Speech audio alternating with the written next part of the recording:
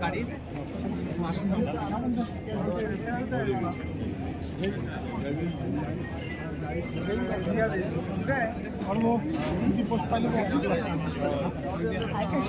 शासनाच्या वतीनं आहे का? शासनाच्या वतीनं ते काही लोकांची वतीने मांडते शासकीय मामात व्हावा म्हणून नाही ते केली होती, पेपरला पण आलं, त्यांनी ते दखल घ्यायला पाहिजे.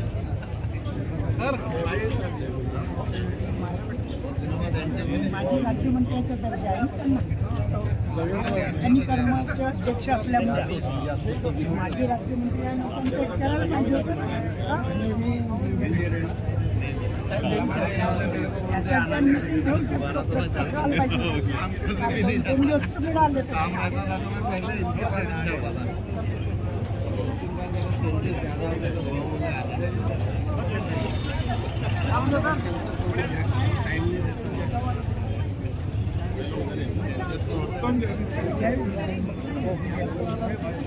द्या ना मला. तुम्हाला बर्थडे मध्ये भेटली तर आम्हाला नाही दिली तर काय करणार? फोटो काढून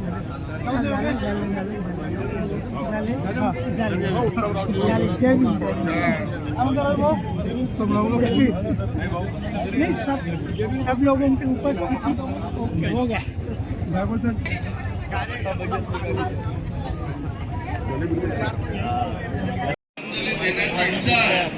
परंतु हे काही शक्य होणार नाही. 4 ते 5-6 लोकांना या ठिकाणी ज्येष्ठ नागरिकांना आंदोलनातील ज्येष्ठ कार्यकर्त्यांना या ठिकाणी आपण बोलण्याची संधी देणार आहोत. आणि त्यानंतर 22 तारखेला मार्चला आपण मोठा कार्यक्रम घेणार आहोत.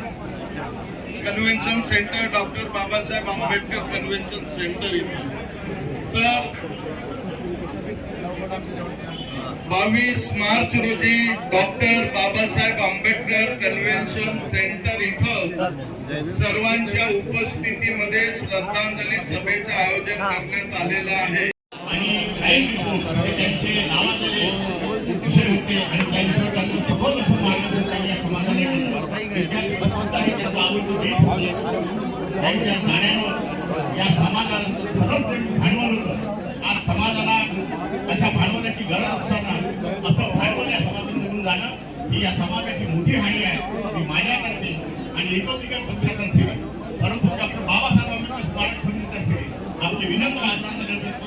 मी माझा निर्धार जागेसाठी माझा निर्धार निगमवला. मी माझ्यातर्फे पुनच त्याला विनम्र झाला. मी मुक्तीवादीच्या वतीने माझ्या मित्रांच्या वतीनं आणि आमचा जो क्लब आहे चिकन स्पोर्टिंग आमचा सेंटर या क्लबच्या वतीनं मी माझ्या आमच्या सगळ्यांच्या दलाला आणि दादा मिश्रकांना मी या ठिकाणी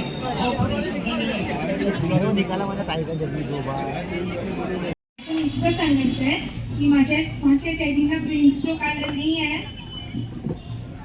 माझ्या डॅडीला ब्रेन स्ट्रोक आला नाहीये कारण सायंटिफिकली जर ब्रेन हॅमरेज किंवा ब्रेन स्ट्रोक आलं तर त्याच वेळी डेथ होते. This is science proven. I am the last.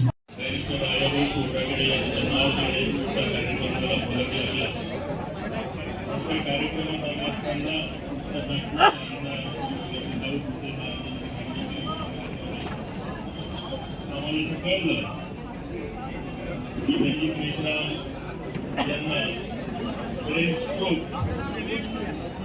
आलेला आहे आणि केअर हॉस्पिटलमध्ये त्यांना ऍडमिट करण्यात आले. आम्ही लगेच हॉस्पिटलमध्ये गेलो. त्यांना तिथे पाहिलं आम्ही. अर्थात ते व्हेंटिलेटरवर होते, कोमामध्ये होते. त्याच्यामुळे काही बोलण्याचं प्रयत्न नव्हतं.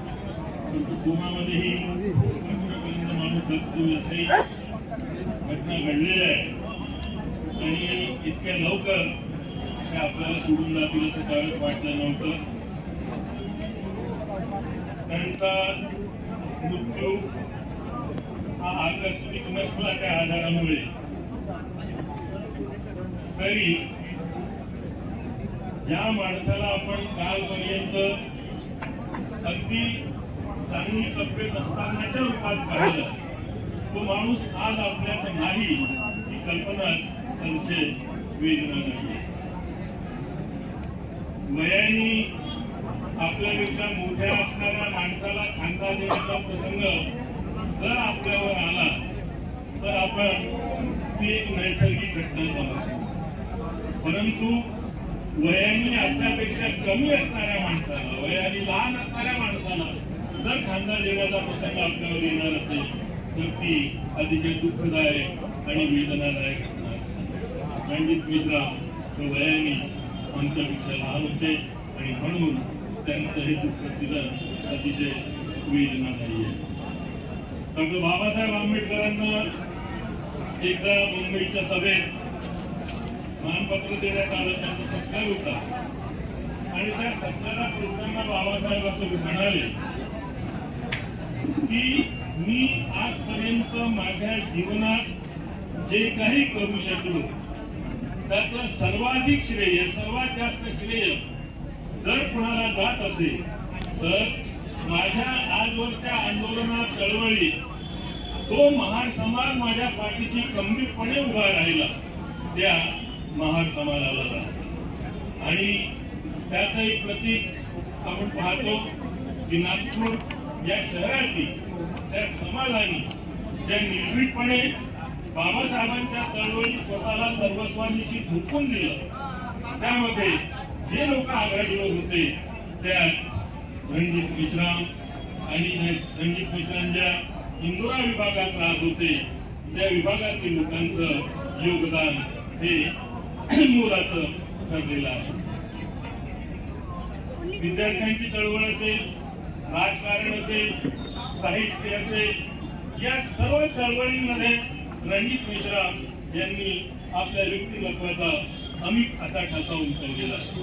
आणि काहीपेक्षा काकणभर अधिक म्हणेल मी, पत्रकारितेच्या विश्वात जे विश्व या मागासवर्गीय समाजासाठी अगदी नवीन होतं, त्या विश्वात सुद्धा त्यांनी स्वतःच एक वैशिष्ट्यपूर्ण स्थान निर्माण केलेलं आहे. रणजित मेश्रामच्या लेखणीतून आपला उल्लेख व्हावा अशी अनेक लोकांची, मोठमोठ्या लोकांची इच्छा असायची. त्यात दोन प्रकारचे लोक होते. त्या लेखणीतून आपल्या नावाचा उल्लेख होत असताना तो विधायक कामाच्या रूपात व्हावा अशी इच्छा असणारे जसे होते, त्याच प्रकारे ज्यामध्ये टीका होईल त्या टीकेचा विषय आपण होणार नाही अशाही प्रकारे लोकांना एक प्रकारे भीती वाटायची की आपला नंबर त्यात लागता कामा नये. विभिन्न विश्वाचे किंवा सामाजिक प्रश्न असतील आणि इतकंच नव्हे तर विद्यापीठाच्या एकंदर राजकारणामध्ये सुद्धा रणजित मेश्राम या पत्रकाराला एक वैशिष्ट्यपूर्ण स्थान प्राप्त झालं होतं. लहानसहान अधिकाऱ्यांपासून तर व्हाईस चान्सलर पर्यंत रणजित मेश्राम या नावाचा त्यावेळेस परिचय झालेला होता. आणि एक चांगला पत्रकार म्हणून त्यांनी स्वतःला निर्माण केलं होतं. सामाजिक राजकीय चळवळीमध्ये ते होते, याबद्दल काही शंका नाही.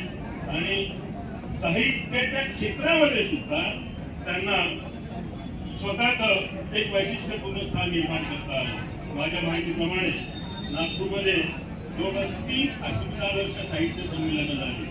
पहिलं PWS कॉलेजमध्ये झालं होतं, दुसरं बेजगाव मैदानात झालं होतं आणि तिसरं HCS हायस्कूलच्या पटांगणात झालं होतं. आणि HCS हायस्कूलमध्ये पार पडलेल्या अस्मितादर्श साहित्य संमेलनाची संपूर्ण धुरा ही रणजित मेश्राम यांच्या खांद्यावर होती आणि त्यांनी ती यशस्वीरित्या पार पडली होती. रणजित मेश्रामांच्या संदर्भात आम्ही सोबत असताना काही पुस्तक प्रकाशनाच्या कार्यक्रमामध्ये आम्ही होतो वक्ता म्हणून. आणि ती भाषणं ऐकताना किंवा त्यांची अन्य ठिकाणी ही भाषणं ऐकताना एक गाणी प्रकर्षाने होत होती की ज्या बौद्धिक नेतृत्वाची, इंटलेक्च्युअल लिडरशिपची आज आंबेडकरी चळवळीला नितांत गरज आहे, ते नेतृत्व देण्याची क्षमता रणजित मेश्राम यामध्ये होती, त्यांच्यामध्ये होती. आणि म्हणून एक त्या क्षेत्रातील एक मोठ्या व्यक्तीला आज आपण मुकू आहोत. मी व्यक्तीच्या माझ्यातर्फे आणि माझ्या कुटुंबियांच्या वतीनं त्यांना भावपूर्ण आपण देतो. आपण सर्व एक 2 मिनिटासाठी संपन्न करण्यासाठी उभे राहूया. 1 मिनिट